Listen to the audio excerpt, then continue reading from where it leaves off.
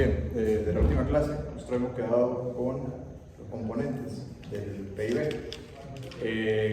La primera parte de la clase de hoy nosotros vamos a retomar lo último que vimos ese día, ¿verdad? Donde tenemos que el ingreso nacional tiene que ser igual al consumo, a lo que se invierte en la economía, más las compras del gobierno. ¿Ok? Ahora nos vamos a centrar en una economía cerrada, que habíamos hablado. Por ahora no vamos a tomar en cuenta el flujo comercial con otros países. Por lo tanto, dentro de la economía tenemos que todo lo que se ingresa y produce tiene que gastarse o bien en consumo, o bien en inversión, o bien en compras del gobierno. Ahora, yo les dije a ustedes que nosotros a lo largo del curso nos vamos a centrar en estudiar cada una de estas variables. Hoy vamos a comenzar precisamente con lo que tiene que ver con el consumo, pero previo a esto, ese día nos había quedado por revisar brevemente algunas cuestiones, que es lo que vamos a definir hoy. Tenemos el Producto Interno Bruto, ¿ok? Ya vimos la diferencia con respecto al Producto Nacional Bruto, ¿ok? Donde básicamente el Producto Nacional Bruto es el PIB menos las rentas, ¿ok? De extranjeros,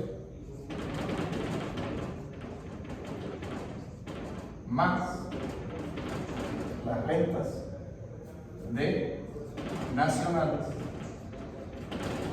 fuera del país. ¿Okay? Hay otra definición que tenemos que tener en cuenta. ¿Okay? Vamos a decir por caso que el PIB decíamos que era una identidad. ¿Okay? Igual allí. Ahora, este PIB nosotros también lo podemos tener desde un punto de vista neto. ¿Ok? Entonces, la pregunta era, bueno, ¿en qué se diferencia que sea interno a que sea nacional? Bueno, ya la sabemos. Pero también puede haber otra diferencia. La diferencia puede ser con respecto a que si es en términos brutos o en términos netos. Si es en términos netos, la diferencia va a ser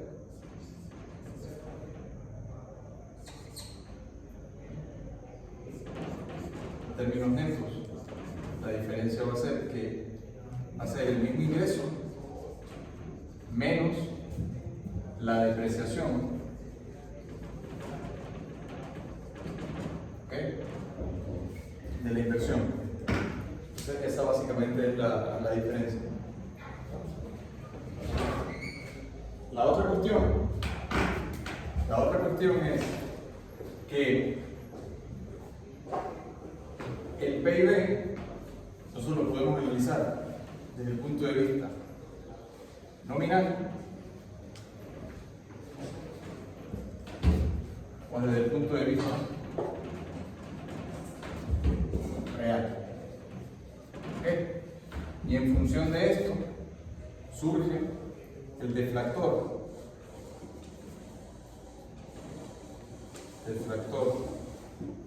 Del PIB, que básicamente es el PIB nominal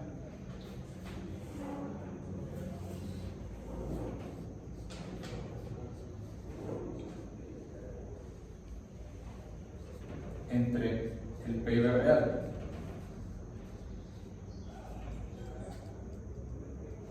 por 100. Este deflactor implícito es una medida de los precios de la economía, ¿okay? O sea, del nivel de los precios. Porque si ustedes se fijan, si nosotros tenemos tantas unidades producidas por un precio y esos precios aumentan, vamos a suponer que hago un breve ejercicio. Tengo una tablita, ¿verdad? Yo tengo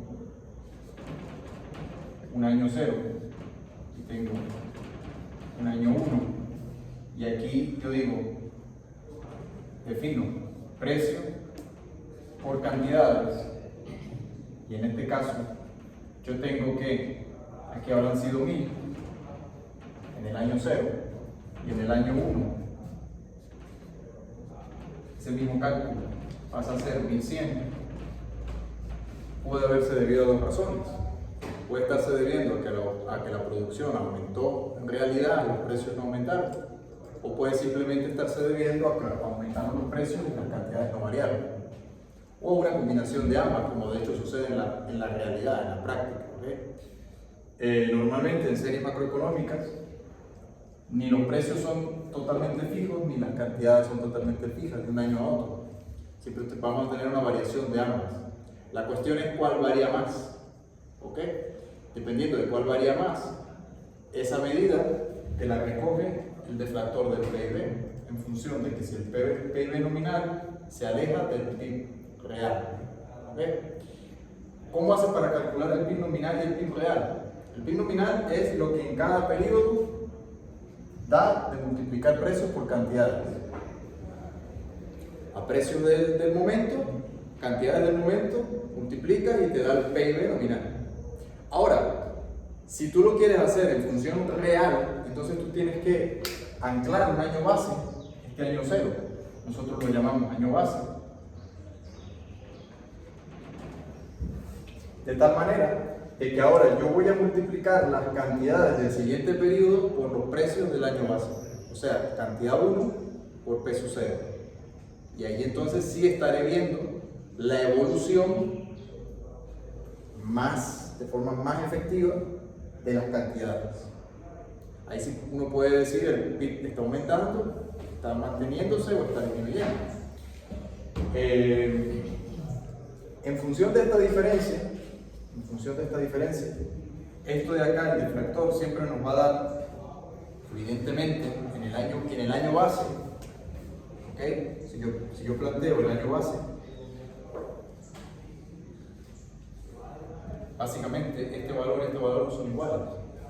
Por lo tanto, en este año base, el deflactor siempre es igual a 100. ¿Okay? Porque básicamente yo estoy partiendo de ese periodo.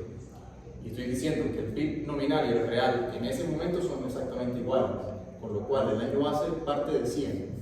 Ahora, esta medida de aquí, como te está discriminando es la diferencia entre PIB nominal y PIB real en cuanto a los precios, se convierte en una medida implícita de la inflación. ¿Ok? Es indirecta, es una manera indirecta de medir inflación en la economía, en esa economía.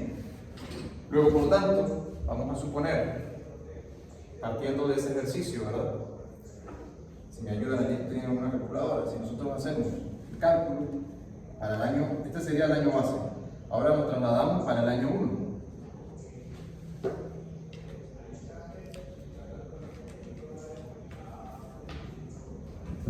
Entonces, el PIB nominal sería este de aquí, entre el PIB real, que es este de acá. Entonces sería 1100 entre 1000, que queda 11 entre 10 por 100, eso es igual a 1,1%, 110, ¿verdad?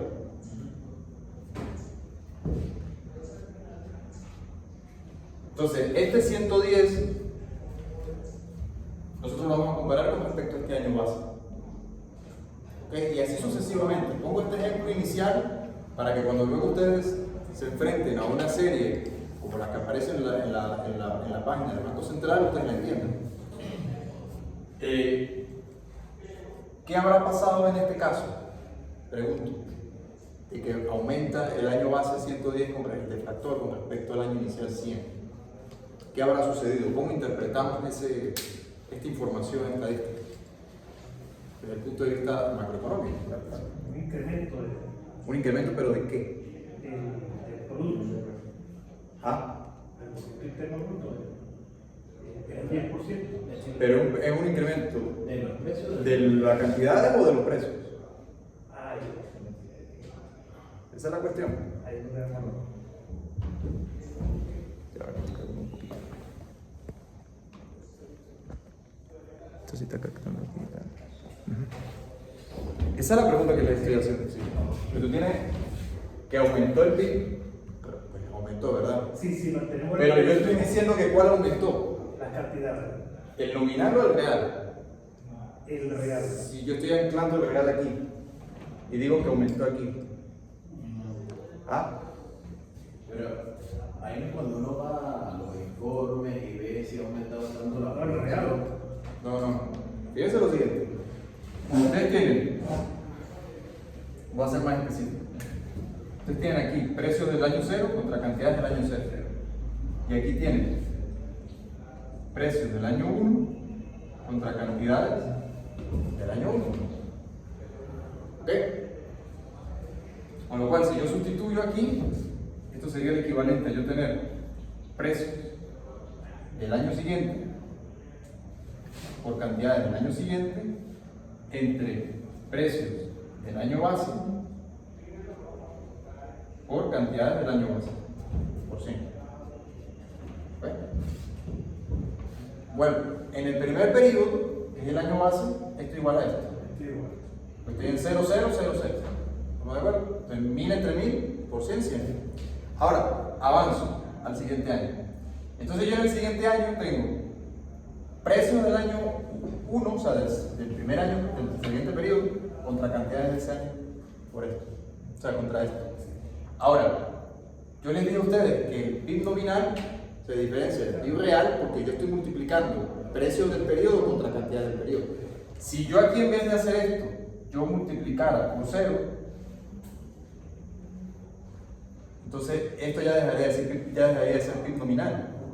Se convierte en PIB real. ¿Ok? Pero al tenerlo así, estoy calculando el PIB en ese año 1. Ahora, si yo hago la diferencia y me da un aumento de 100 a 110, entonces vamos a la tasa de variación. Vamos a la tasa de variación. Entonces la tasa de variación, tú tienes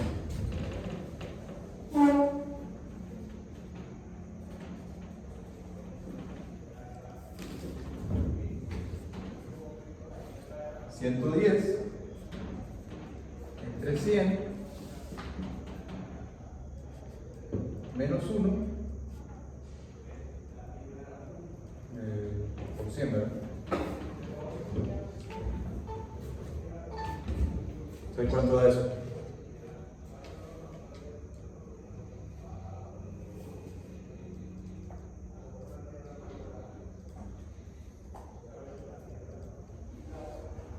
¿10%, ¿verdad? Es igual a 10%, ¿sí o no? Entonces, habrá aumentado 10% de un periodo al otro, pero lo que está aumentando 10% de un periodo al otro, básicamente, es los precios.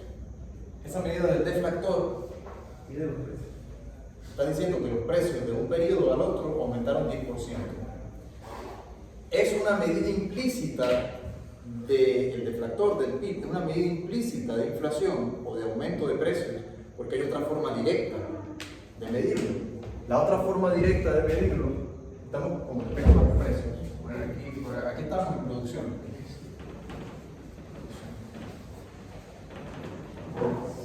Producción e ingreso. ¿Okay? Entonces nosotros ahora vamos a avanzar con respecto a los precios. Porque lo que pasa en la economía es que básicamente la unidad de medida, la unidad para medir que se utiliza en economía son los precios.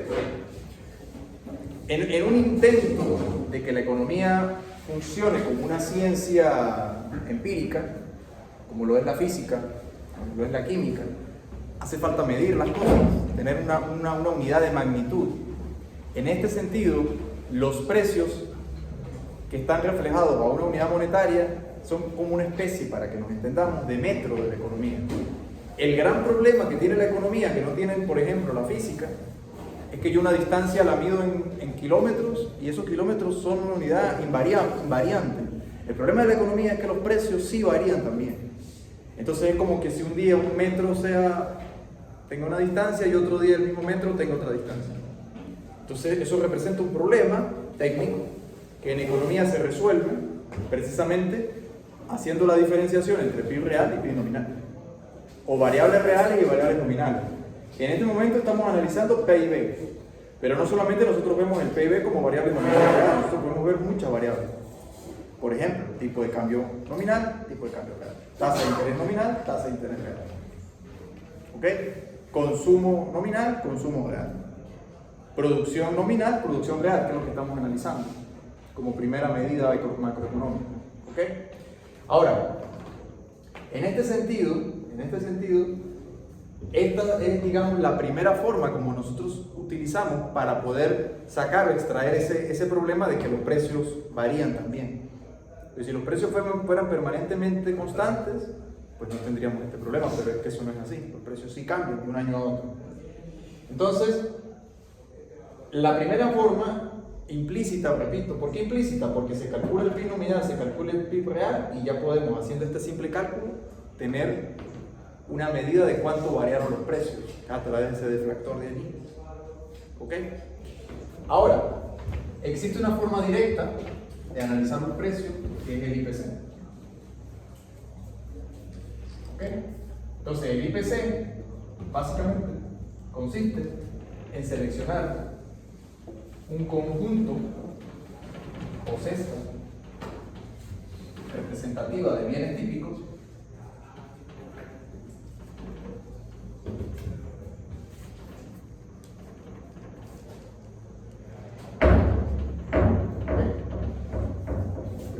de cesta de bienes, pueden ser 500 productos, ¿verdad?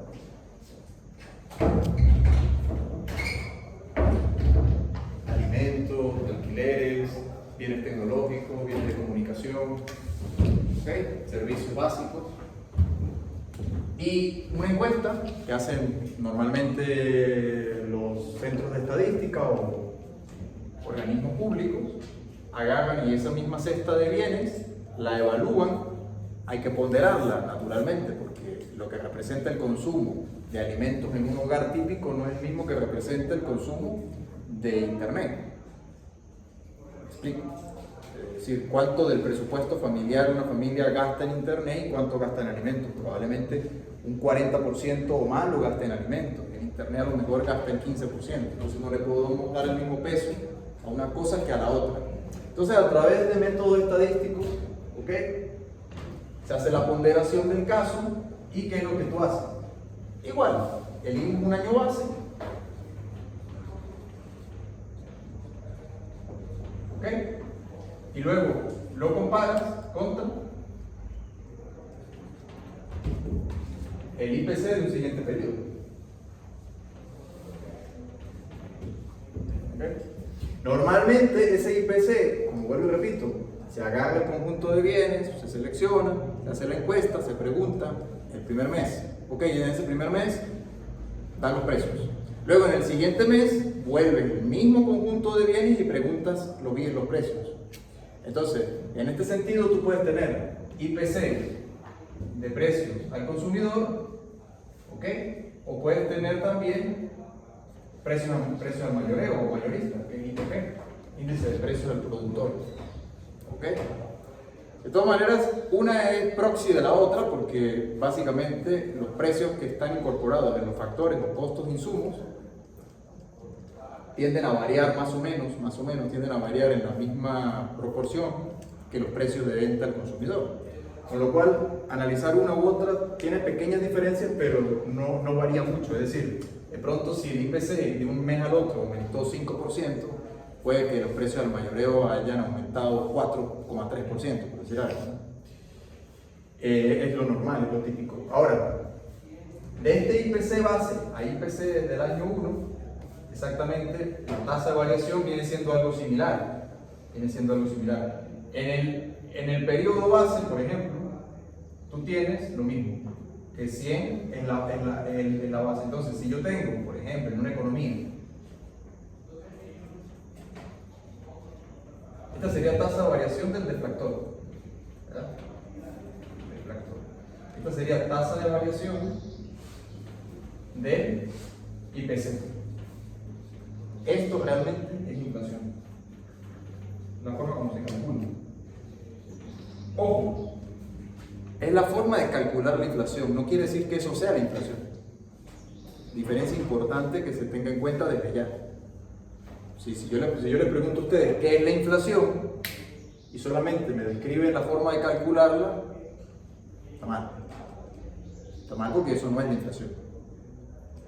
Que técnica estadísticamente sea una variación porcentual del índice de precios de un periodo al otro, correcto, sí. Pero eso es la forma de medir la inflación. Pero que eso sea la inflación, no. La inflación tiene una serie de conceptos que luego veremos. Pero quiero hacer la aclaratoria desde ya, que la tasa de variación del IPC es técnicamente la inflación. Cuando ustedes ven la inflación que el mes pasado, ¿saben cuánto fue la inflación del mes pasado?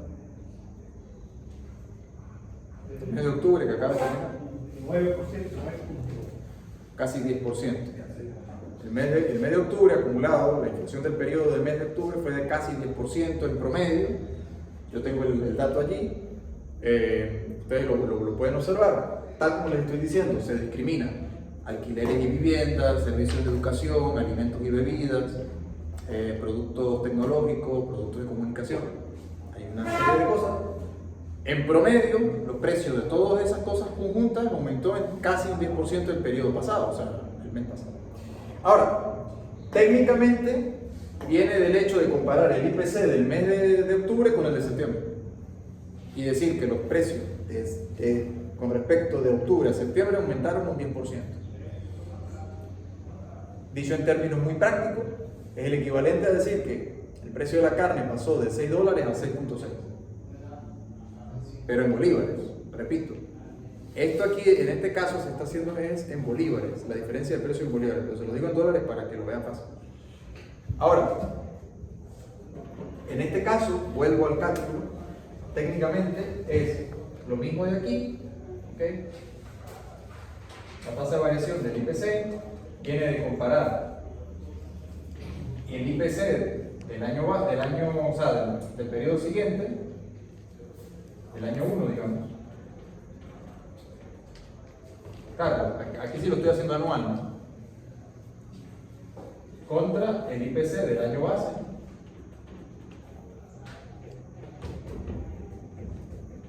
Menos 1%. Cuando se haga este cálculo, ustedes lo pueden ver en la práctica. De repente esto les da, por ejemplo, 11,4%. Entonces, el deflactor y el IPC, la variación del IPC nunca van a ser exactamente iguales, pero sí se van a aproximar. ¿Ok? Entonces, forma indirecta de calcular la inflación a través del deflactor. Forma directa de calcular la inflación, que es la variación de precios de un periodo al otro, en términos porcentuales, es directamente tomando la diferencia de IPC de un periodo al otro, en su forma de tasa de variación. ¿Okay? ¿Alguna pregunta con respecto a esto? ¿Alguna duda? ¿Se entiende? Sí, lo van a ver que puede llegar a ser alta, pero se aproxima. No son exactamente iguales. De hecho, mientras más inflacionaria sea la economía, más tiende a separarse un dato del otro. ¿Ok? Mientras menos inflacionaria sea una economía, por ejemplo, una economía que ronda en torno al 3% de inflación anual, este dato sí se van a parecer bastante. Eso no era lo que no me acuerdo, mi economista lo explicaba de lo que es la rapidez que se transmiten los precios desde el importador hacia el consumidor, de que hay retraso entre cada uno cuando se va actualizando la Sí, porque claro, porque en la práctica hay cuestiones de que te van haciendo que esa diferencia, ¿por qué? Porque el PIB se mide de una manera y el IPC se mide de otra. ¿Ok? Porque tú en el PIB estás midiendo es la producción y el ingreso o el gasto. ¿Ok? Mientras que aquí directamente están haciendo una encuesta para evaluar es un conjunto de bienes, no de todos los bienes. Entonces puede pasar que hay bienes representativos en la economía que experimentaron un aumento más rápido de precios que el total de los bienes. Dicho de otro modo, en el PIB hay bienes que le están quitando peso a los que están aquí ponderados. Recordemos que aquí es una cesta. ¿Estamos de acuerdo? Una cesta, digamos, de 500 productos o 400 productos típicos, pero claro, en la economía se están produciendo mucho más. Pero estos son los de mayor consumo. Entonces puede ser que los de mayor consumo estén los precios aumentando más rápidamente que los más alejados de la cadena de consumo. ¿Me explico? De hecho, por eso se explica que cuando una economía, mientras más inflacionaria es, aquellos bienes representativos de mayor demanda, sus precios tiendan a acelerar el crecimiento en relación al conjunto global de los bienes. ¿Okay? Ahora bien, hecha la aclaratoria con respecto a estas cuestiones estadísticas,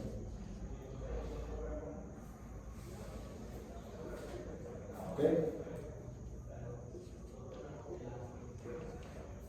Hay otra cuestión aquí, que si nosotros reordenamos esto, pues entonces podemos calcular el PIB real, evidentemente, ¿no?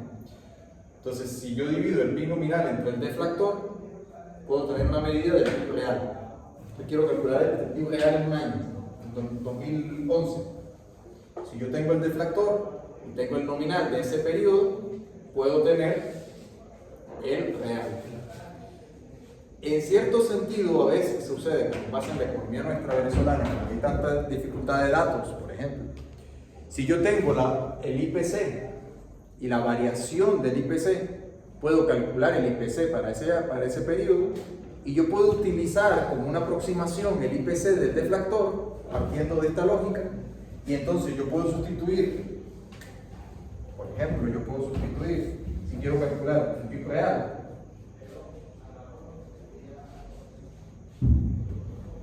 puedo sustituir y decir, bueno,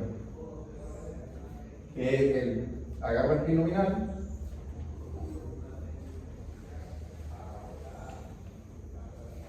lo divido entre el deflactor, ¿verdad? Entre el deflactor del PIB. Pero si por caso no tengo el deflactor, entonces yo podría utilizar como una aproximación el IPC de ese mismo año, ¿ok? Para dividir el PIB nominal entre el IPC y tener aproximadamente un dato del PIB real de ese periodo. ¿Ok? Eso es como una estrategia en caso de no tener suficientes datos, ¿no? O sea, la disponibilidad de todos los datos, como pasa aquí en Venezuela. Bien. Ahora,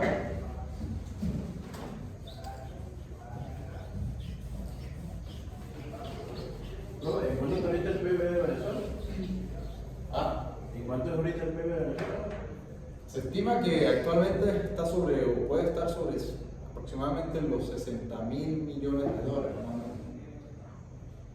El PIB sí, más o menos.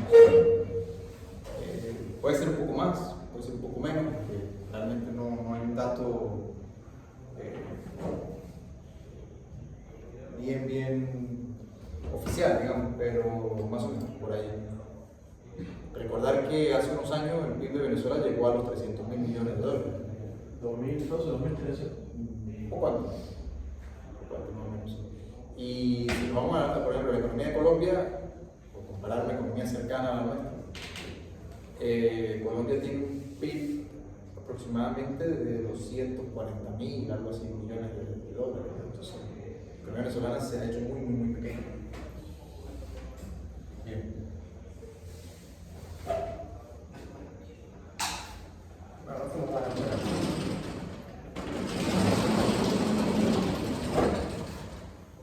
Yo les decía a ustedes que en esta primera parte nosotros vamos a comenzar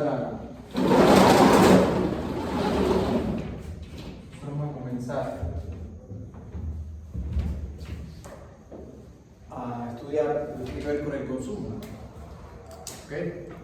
Entonces, pasando el tema de las variables macroeconómicas y la forma de medirlo, nosotros vamos a estudiar el tema 2, si no me equivoco. El tema 2 que tiene que ver con,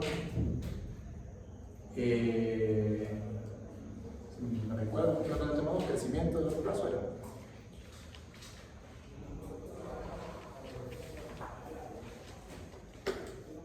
¿Alguien lo anotó por ahí?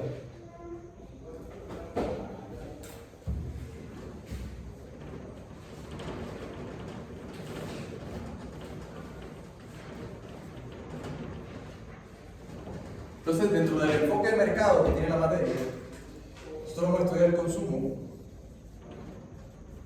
¿Okay? Y al evaluar el consumo, vamos a partir de lo siguiente.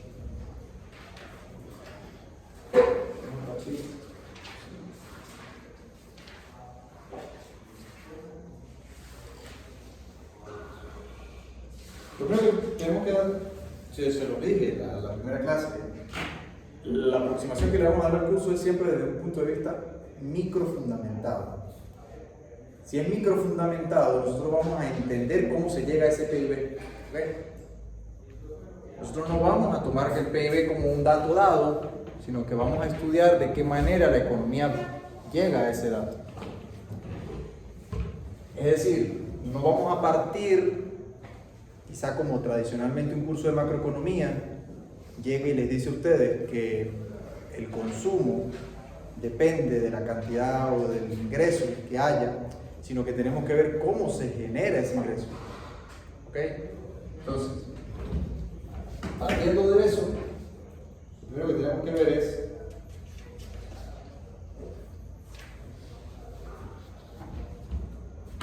que este consumo ciertamente depende de un ingreso, pero es un ingreso que a su vez tiene que ser producido. ¿Okay?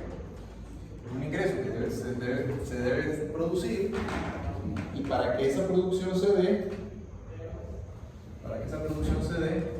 debe emplearse un factor. Básicamente la lógica que veíamos del flujo circular de la renta de la clase anterior. Para que se dé este consumo, tiene que haber un ingreso que permita financiarlo, pero este ingreso tiene que ser producido. Una vez que esa producción se vende, permite que se dé el ingreso, pero para que esto suceda, tiene que emplearse un factor o factores que den lugar a ello. Con lo cual, la primera aproximación de esto, nosotros la tenemos considerando la decisión importante de cuánto trabajar en economía. O sea,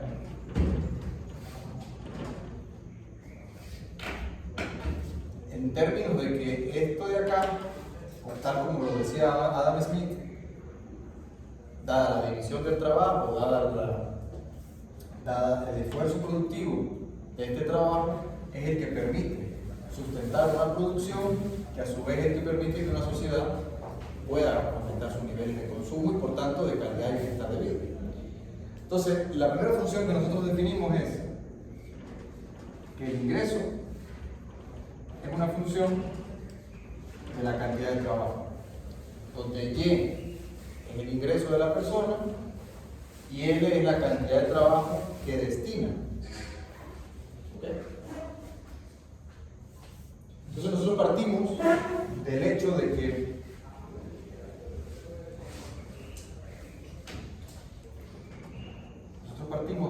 que por un lado está el factor trabajo, por otro lado está la producción,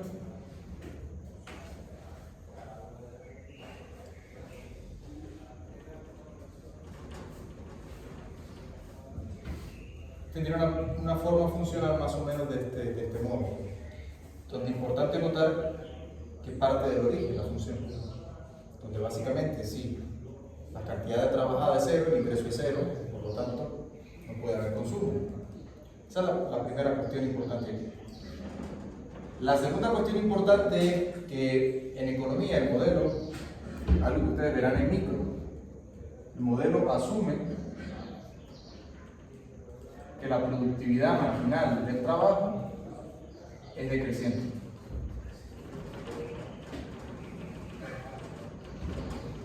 Es decir, hay una cantidad o capacidad máxima que puede alcanzar la unidad de trabajo por unidad de trabajo por unidad de tiempo, con la cual, si tú sigues aumentando cantidades infinitas de trabajo, entonces, a medida que la cantidad trabajada tiende a infinito, entonces la cantidad, variación de producción, o sea, la productividad, tiende a cero. ¿Okay? ¿Qué quiere decir esto? Que en cada periodo, por ejemplo, si yo trazo una tangente, esa tangente se va haciendo más plana hasta que llega un punto en el que la variación es completamente cero, con lo cual la pendiente se hace completamente plana, que implica, ¿ok? Tiene dos condiciones, que la derivada de y con respecto a n, la primera derivada es positiva y la segunda derivada es negativa. ¿Okay? Eso es lo que quiere decir. Lo cual no es más que matemáticamente describir la ley de rendimientos marginales decrecientes, que ustedes ven en microeconomía, pero que también es válido para la economía en su conjunto. ¿Okay? Entonces, ¿qué implica esto en términos sencillos? Bueno, que a medida que va aumentando la cantidad de producción, la cantidad nueva de producción, a medida que aumenta la cantidad de trabajo, la cantidad nueva de producción aumenta, pero cada vez a un ritmo menor, lo cual es un supuesto del modelo. ¿Okay? Es decir,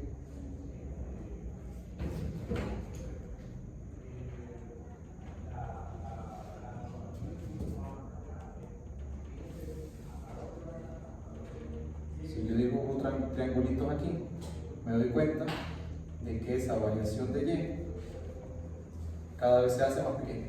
¿Okay?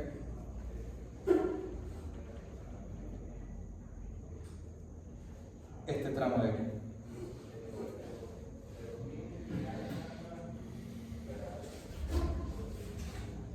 ¿Alguna pregunta? ¿Alguna duda? Entonces, primer supuesto del modelo. Ok, queremos responder esta pregunta, ¿verdad? Ahora, comenzamos analizando qué pasa con la producción en términos de o en función de trabajo. Esa cantidad de trabajo, sí, aumenta la producción, pero llega a un límite, tiende a un límite. El límite precisamente está en que cuando se trabajará en horas infinitas, la cantidad nueva de producción será prácticamente nueva. Ahora, en función de esto, puede pasar dos cosas si yo introduzco dentro de lo que es la función de producción un avance tecnológico. Entonces, si yo introduzco un avance tecnológico,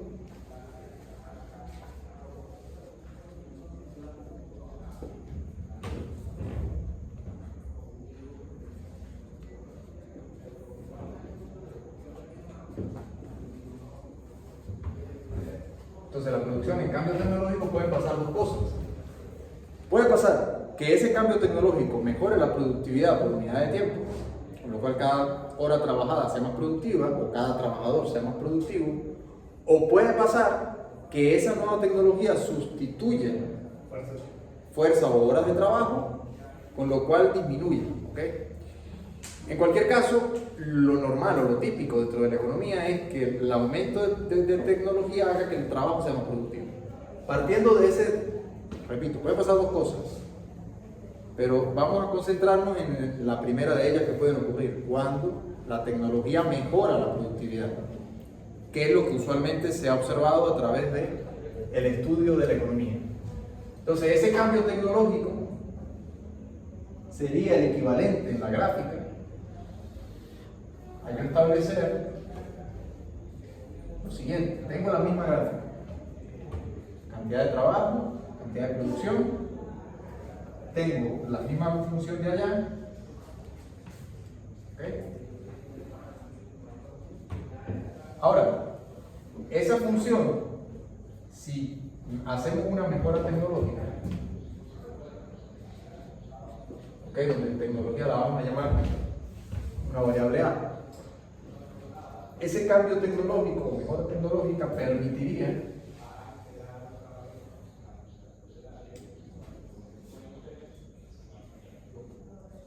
un incremento de la función,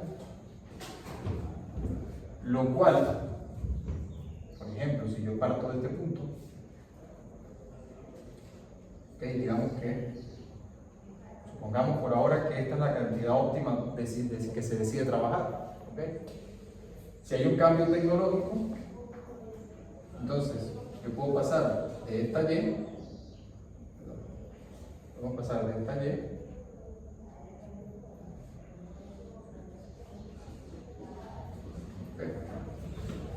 este aumento de producción se da con la misma cantidad empleada de trabajo, pero dado el aumento mejora tecnológica. ¿Okay? ¿Qué hora es? 9:51. Ok, entonces, en cambio tecnológico, nosotros lo que estamos viendo o estaremos evaluando es que hay un desplazamiento vertical de la función como un todo, pues lo cual es una sumatoria, ¿ok? Entraría como una función adicional dentro de esta de aquí, ¿okay? Lo cual la escalaría, sería el equivalente a yo decir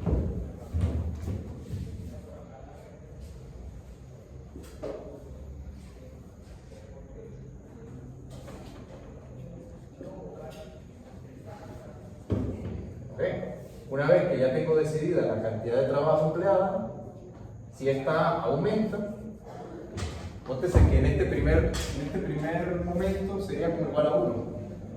La tecnología no ha variado, estaría diciendo que es igual a 1.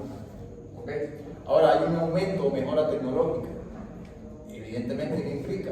Implica un escalar de la función, lo cual, sin necesidad de variar la cantidad empleada, eso te permite tener una mejora.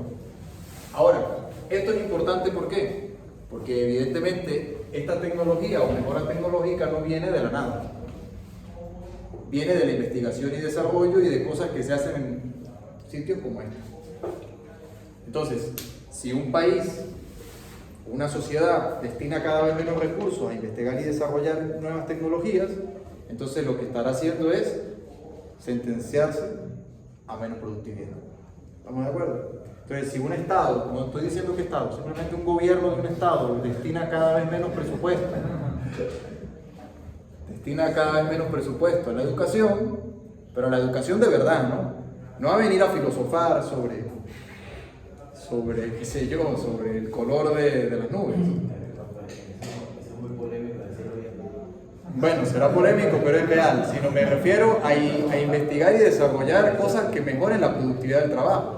Las facultades de ingeniería, las facultades de farmacia, de química, las facultades de ciencias organizacionales y económicas como esta. ¿Ok? La humanidad no. No, bueno, la humanidad también, pero el arte y la literatura son de consumo como cualquier otro bien. El que lo desee consumir, que lo compre. Básicamente. Ahora, vuelvo y repito.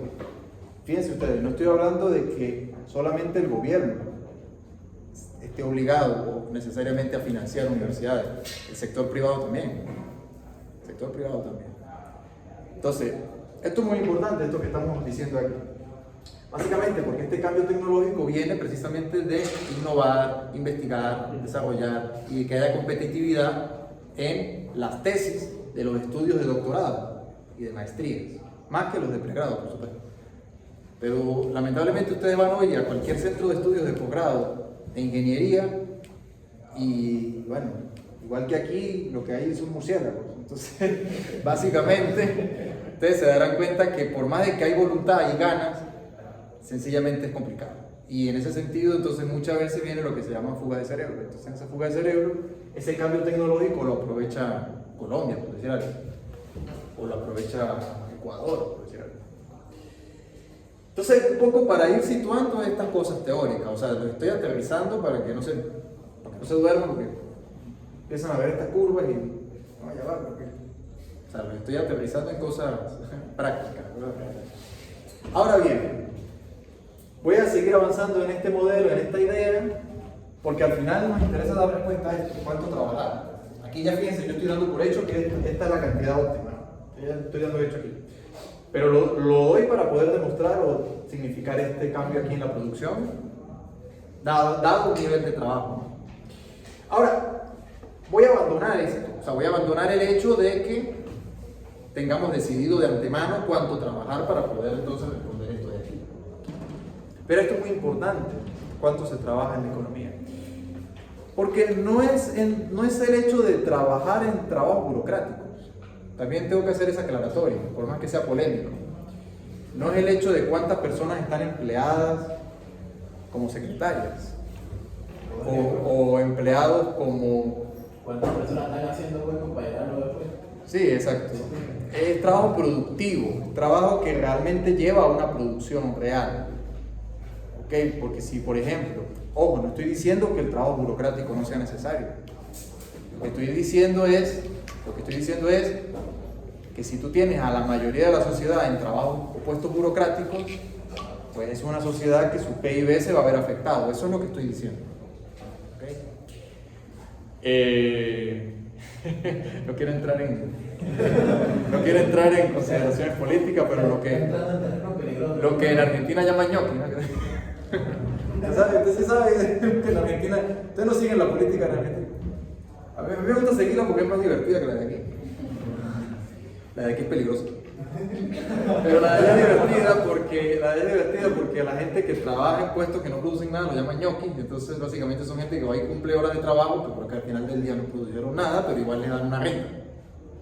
Y entonces eso, cuando una economía se estructura así durante mucho tiempo, oye, hay un problema. Es como a los que les gusta el fútbol y les gusta el Madrid ahorita le están acusando que es un equipo vago, que corre por correr, que no corre porque realmente es una carrera productiva. O sea, quiero hacer estas reflexiones y ejemplos para que ustedes me entiendan de lo que yo estoy hablando. ¿Ok? Ok, el equipo no está corriendo menos, pero además llega tarde a la marca, entonces evidentemente no está haciendo nada, está corriendo por correr. Es lo mismo que pasaría en una economía donde la gente va, cumple jornada de 8 a 5 de la tarde y bueno, al final del día lo que hizo fue llegar, tomar café, hablar con la amiga, echar cuentos del fin de semana y ok, al final del día, ¿cuánto facturó? ¿Cuánto? Son cosas que la economía tiene que replantearse, ¿no? Metiendo la llaga en la cultura venezolana desde la vuelta a la... No estoy hablando de Venezuela. Es que había sido el sueño venezolano durante muchos años. Exacto. Está cobrando bonos sin hacer nada. Bien. Ahora, fíjense ustedes, volvamos acá y ya con esto termino porque la próxima clase seguiremos en el modelo. Para saber cuánto una economía trabaja, no solamente hace falta saber cómo funciona la producción en términos de trabajo, sino que al final del día yo no trabajo solamente para producir, yo trabajo para consumir. Yo y todo el mundo. Entonces, lo que vamos a tener en cuenta aquí es que por un lado está la función de producción y luego por otro, como en cualquier modelo micro, está la producción, pero luego también está la función de utilidad.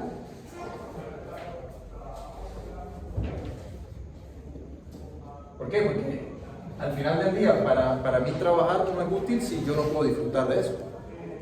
Pues si no, no tiene sentido. Si racionalmente económico sería un esclavo. O sea, explico, o sea, yo trabajo porque yo al final del día quiero disfrutar de lo que produzco de ese trabajo. Porque básicamente, pongo el ejemplo de nuevo del fútbol. Si yo, por ejemplo, vamos a suponer que yo tendría que venir a dar clase aquí de 3 a 6 de la tarde, y en esa hora son los partidos de Champions. Oye, pues la verdad, yo con seguridad voy a disfrutar más quedarme viendo a la Champions que venir aquí a dar clase. Pero ¿qué pasa? Que si yo me quedo viendo partidos de fútbol, ya vamos a terminar. Que si yo me quedo viendo partidos de fútbol, pues lo disfrutaré, sí. Pero yo al final eso no me va a pagar. O sea, no me va a permitir generar un ingreso del cual yo poder consumir luego la cena, por ejemplo. Entonces yo tengo que equilibrar.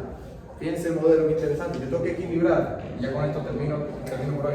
Yo tengo que equilibrar que la función de utilidad es una función del consumo en términos positivos, pero del trabajo en términos negativos.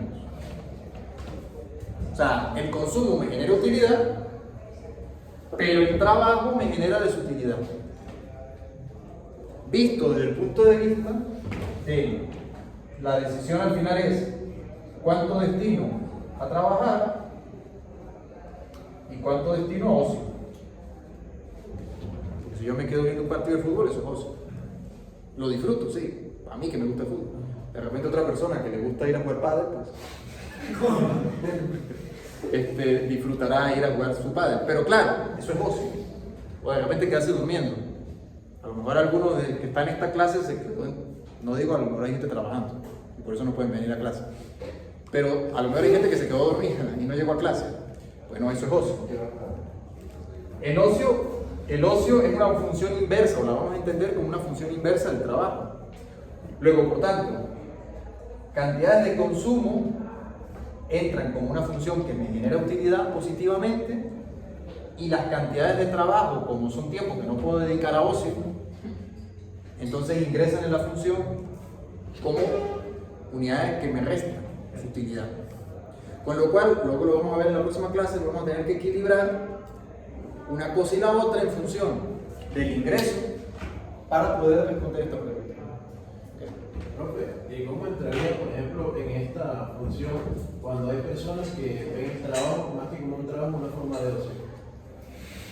Cuando la persona disfruta lo que hace trabajando. Exacto.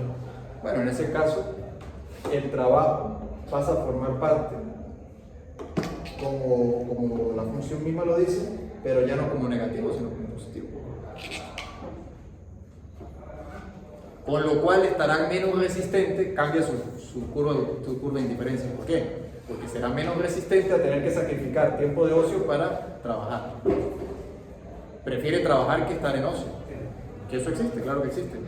Pero ¿qué ocurre? Que sus curvas de indiferencia serán distintas. Luego veremos en la próxima clase en detalle lo de las curvas de indiferencia. Porque básicamente quiero que se entienda esto, no quiero que se malinterprete. Básicamente aquí, esto en términos muy microeconómicos, se está considerando el consumo como un bien y el trabajo como un mal. Entonces, la curva de indiferencia en este modelo viene siendo algo así y no algo así. ¿Entiendes la diferencia? Si la persona disfruta trabajar, entonces serían así. Le es indiferente, o en tal caso. Aquí no, aquí para poder trabajar cada vez reclama más consumo. ¿Me explico? Pero la realidad se parece más a esto que a esto. O sea, la realidad en su conjunto. ¿Okay? Bueno, entonces nos vemos el martes.